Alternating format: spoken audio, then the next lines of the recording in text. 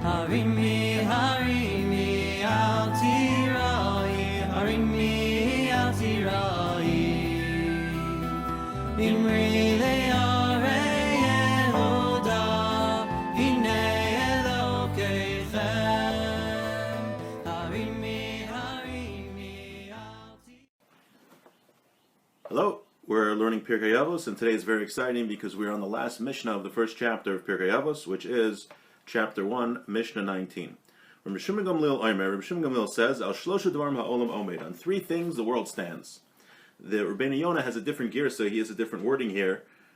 Al shlosha dvarim ha'olam kayim, on three things the world exists, continues to exist. We'll mention why that will be important in a second.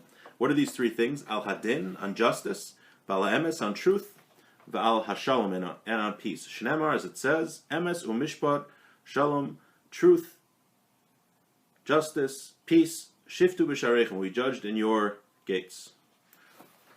Almost sounded lahavdil like Superman. I'm not comparing, maybe this is where they got it from. Truth, justice, the American way. I think the creators of Superman were actually Jewish, I heard. So you never know, maybe this is where they got it from.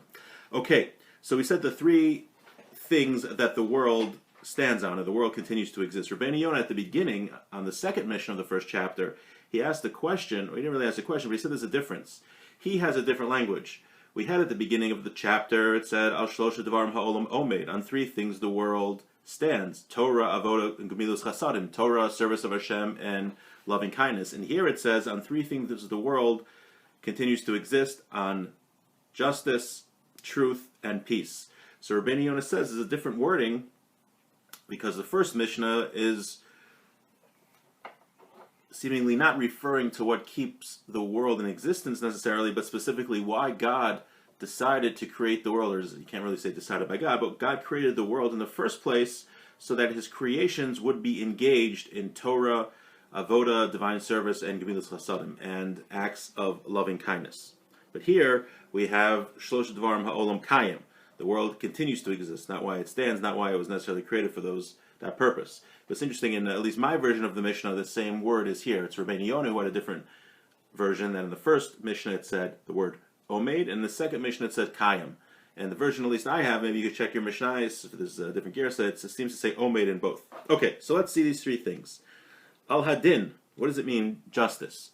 Shi'adin emes lamita, that you should judge things truthfully. Justice is very important. Obviously, kindness is something important, but for a society to function and to be proper servants of God, we have to have justice. People have to be punished for what they do wrong, and people have to, there has to be a fair and unbiased system where things can be adjudicated without any other factors getting involved. So din, justice, is very important. In fact, one of the 7 commandments that are given to all the peoples of the world, we know that the Jewish people have 613 commandments, and for everybody else there are 7 commandments, and one of those 7 commandments is to set up courts of justice. So it's very, very important to have an unbiased, fair justice system. It's the only way a society can function, and that's the will of Hashem. Emes, in truth, you have to tell the truth, and a person should go in the way of Hashem. And how's the way of Hashem? Shu emes, Hashem is truth. V'torasa emes, and his Torah is true. V'holech b'darchei emes, and you should go in this way of truth. Gam kein ha'adam yelech ba'osa darech. So too a person should follow in this way. Shnamar, it says, v'alachta b'drachav. There is a mitzvah to follow in the ways of God. So Rabeinu Yonah is saying here, at least in this aspect, that just like God is truth, is truthful, is a being of truth, and his Torah is true, so too man fulfills the mitzvah following in God's way by being truthful, by telling the truth. And we're going to see how far truth goes. A story told by our sages in Yevamos, Samach Gimel Amud Aleph, 63a. Even if a person is just saying over a story, you shouldn't lie. Even if there's no impact, you're just telling a story to some friends, and it doesn't matter if you're telling it true. You want to exaggerate a little bit. Mesil Shasharim talks about this at great length. You shouldn't even tell a white lie in such a case. Like this story of the son of Rav. What happened? Amar lei Malima. So there was Rav's wife, wasn't so nice to him, and if he wanted something for dinner, she would give him the opposite thing.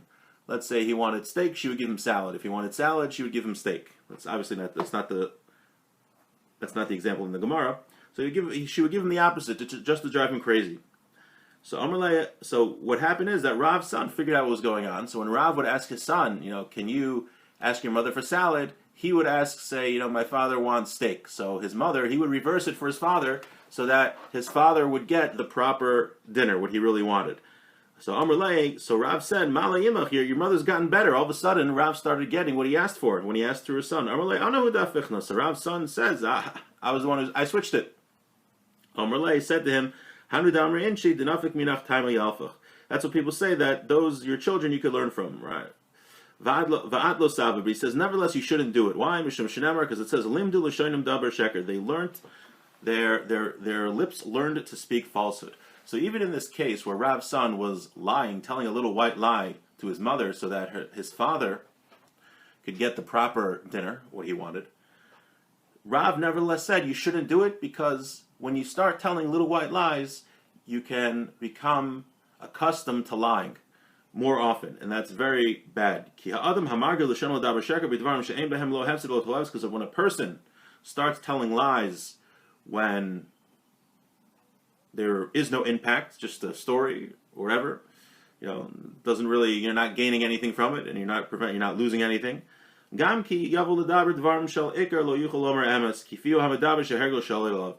to happen that when you're telling something important, then you will not be able to tell the truth anymore. You'll start lying then also. So if you start lying by things that are inconsequential, then you're going to start lying by things that are important also. And it's very interesting here.